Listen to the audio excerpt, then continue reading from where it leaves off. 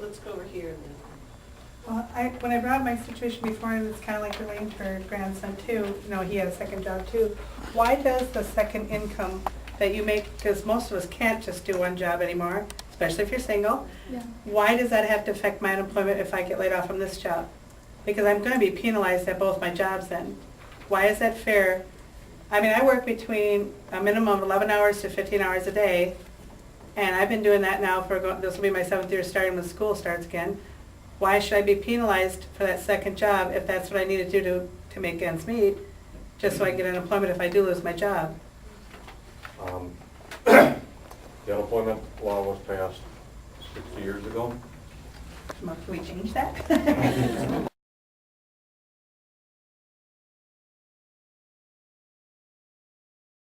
I have worked in the Winona plant for over 30 years. Our facility has approximately 335 employees. We make electronic circuit boards, climate control actuators, and controls for a variety of customers, as well as some metal stampings. There has been some confusions about the layoff that we had recently. I'd like to clear at least some of them up. First of all, sometime last May, we have been told that a product line would be moved to the Reynosa, Mexico facility. Even if we did the work for nothing, we could not reduce costs enough for TOW or as the customers that required. Even though we knew that the line was moving, we increased production. On July 17th, we were told that that move and other reductions due to the decline in automotive business would result in a layoff of between 75 and 90 people. Today, 66 workers were laid off, and another 20 had lost their position and faced $2 an hour cut in wages. And we have filed for federal and state assistance under the Dislocated Worker Program. We still face concerns over the future as more layoffs are planned next month when our third shift closes. Along with that, a TRW general manager had stated in a presentation to management that another major line would be moving to the Mexican plant as well. That created panic in the plant, as that would be a big loss that would result in even larger layoff. At a time when it's hard to make ends meet, questions about our future make the situation worse. Will I lose my job? Does the company have plans for our future? If we continue to allow the exportation of jobs and further destruction of our infrastructure, is it no wonder we can no longer trust the bridges we drive over, or whether we'll have decent retirement or even health care? What type of future do we leave to our children and to our grandchildren?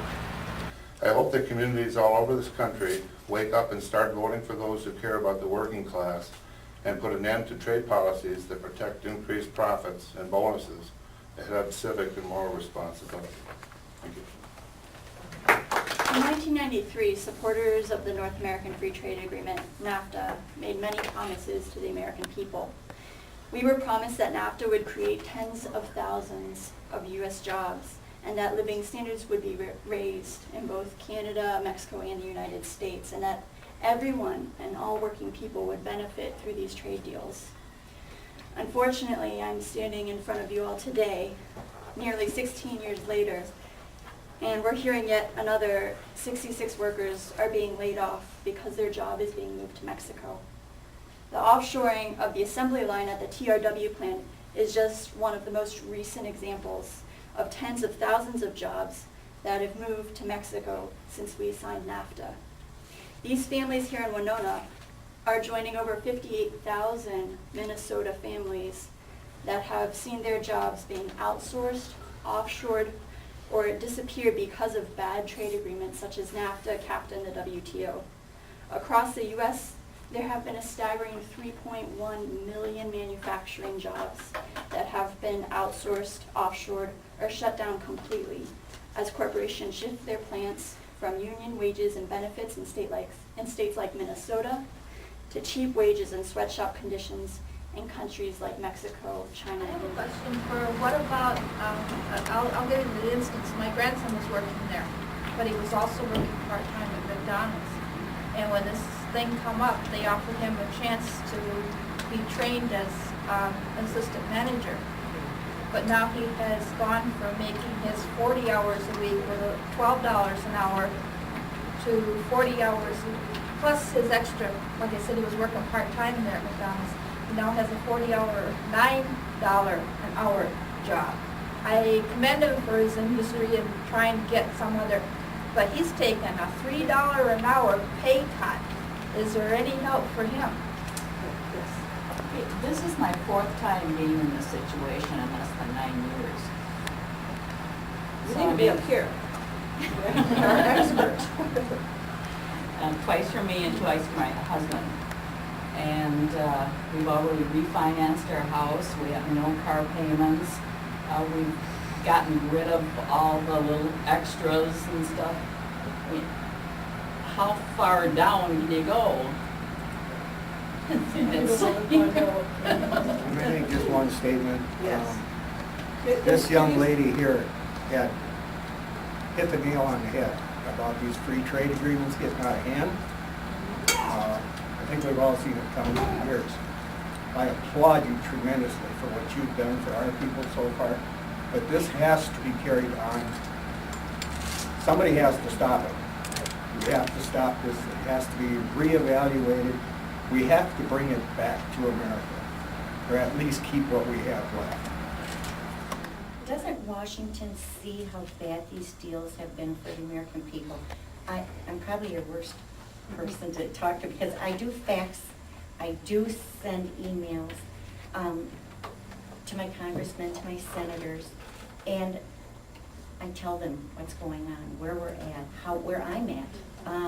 And like with this happening the fourth time to them,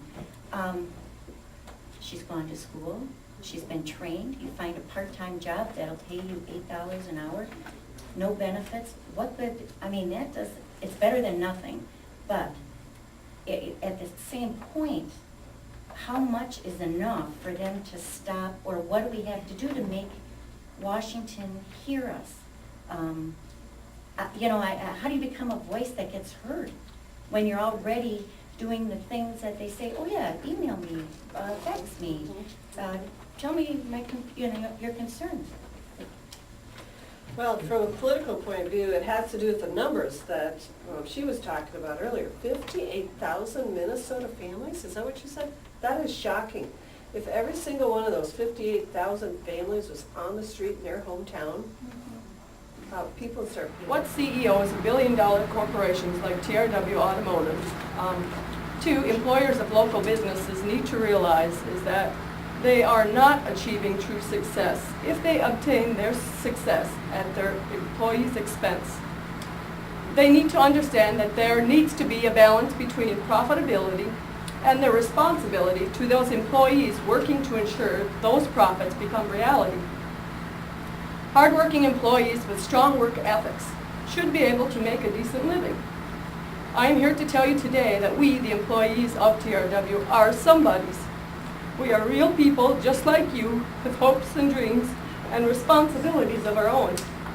When a CEO of a big corporation or a local business employer makes decisions regarding profits, they need to challenge and be very careful that they consider everyone that's being affected by those decisions. When those in charge start to take lightly these responsibilities, they need to be held accountable. Most CEOs or employers do not take the time to observe the friendships that develop as their employees work together to ensure their profits. They are also not in attendance to view the tearful goodbyes of these employees as we say goodbye to friends and co-workers that we have made. Maybe they should be. Then perhaps they would not take their responsibility so lightly and would be doing the right thing. A corporation or a business is only as strong as the legs it stands on. We, the employees, are those legs. Thank you. All right.